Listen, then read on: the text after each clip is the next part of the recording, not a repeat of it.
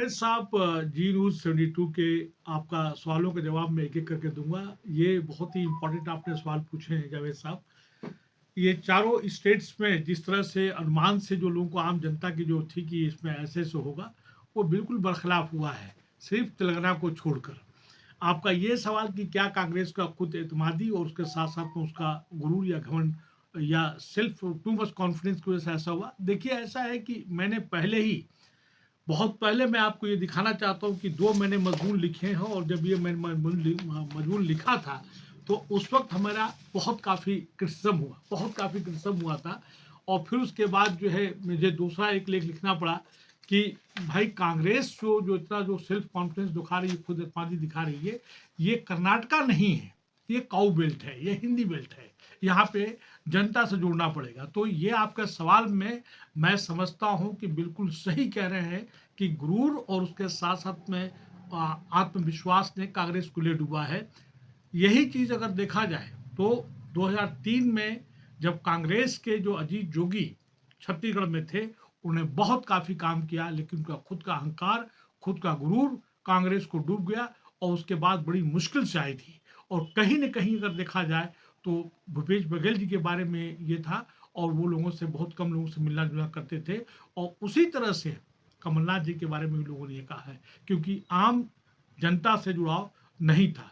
अब रहा राजस्थान की बात, तो राजस्थान में बिल्कुल था कि वो जीत के आएगी, लेकिन ये भी हो रहा है कि वहाँ पे जो परंपरा है कि एक बार सरकार बनने के बाद दूसरे बार नहीं बनती है, तो ये भी हुआ है।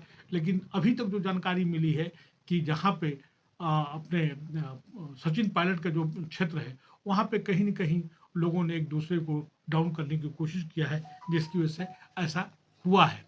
एक बात। दूसरा जो मैं आपसे कहना चाहता हूँ कि मध्य प्रदेश के अंदर जो टॉप शीर्षस्थ इनके कांग्रेस लीडर्स हैं, देखा जाए तो उन्होंने कभी भी जो है दलित को या ओबीसी को या एससी एसटी को साधने के और खास करके जो माइनॉरिटीज़ हैं, उनको तो उन्होंने हाशिए पर लगा दिया। लेकिन जो 2 सीट्स थी मध्य प्रदेश में, वो भी भोपाल की, तो उन्होंने, मैं समझता हूँ कि बहुत ही सियासी और समाजी शऊर का सबूत दिया है यहाँ की जनता ने, यहाँ के वोटर्स ने, इनको जिता के लेके आए हैं। और दूसरा आपका सवाल जावेद साहब कि आप चूँकि कल भी आपका सवाल बहुत अच्छा था, ये तमाम सवाल कि जिस तरह से कांग्रेस जो छोटी-छोटी पार्टियों को अपने साथ नहीं ले रही है, बड़ी-बड़ी पार्टियों को ले रही है।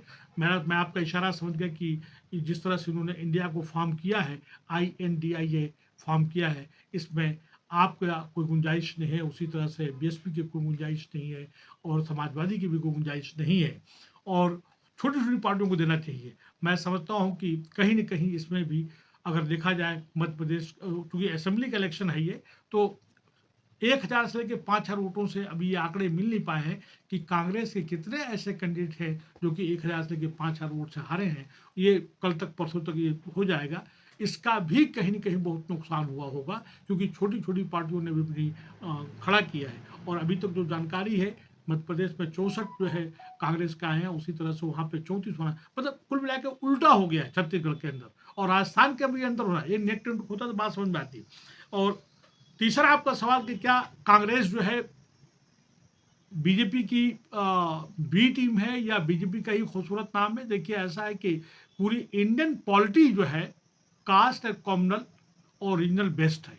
अब इसमें जो है बीजेपी जो है, देखा जाए तो मैं खुल के ये बात कहना चाहता हूँ कि इसका पूरा प्लैंक, जो पॉलिटिकल प्लैंक है, वो कास्ट है, कॉम्युनल है और मनवादी पुंजवादी है। इसको यहाँ पे भी कांग्रेस ने इसको छोड़ा नहीं है।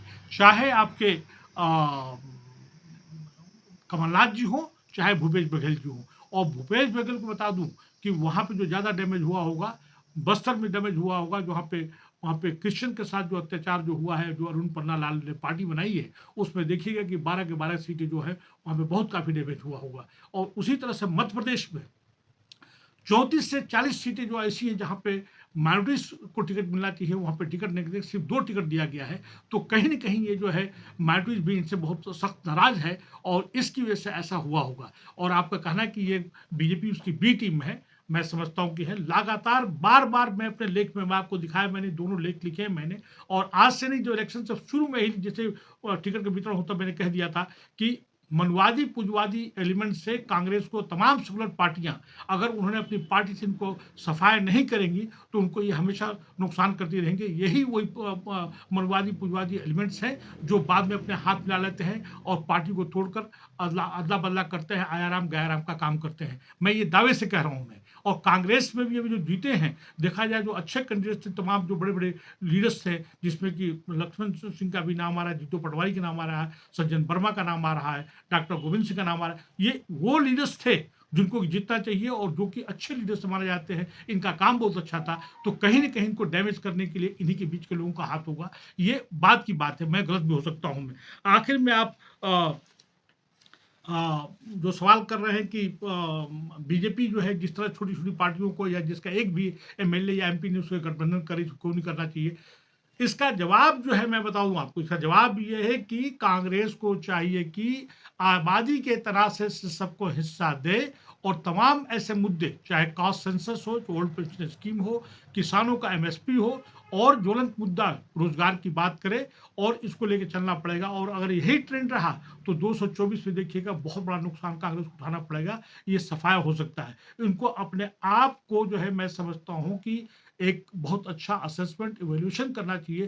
कांग्रेस को सेल्फ इंट्रोस्पेक्शन, अपने आप को खंगालना चाहिए कि हम क्यों हारे, और इसका जो है पॉजिटिव ये होना चाहिए। और अगर पॉजिटिव नहीं होगा तो बहुत बड़ा नुकसान होगा, क्योंकि कांग्रेस का बहुत बड़ा तालमेल आपस में नहीं है। कुल मिला के जावेद साहब, और जावेद साहब आपके साथ जो दो साथी है, उन्होंने बहुत अच्छा सवाल किया है। आपका बहुत बहुत शुक्रिया।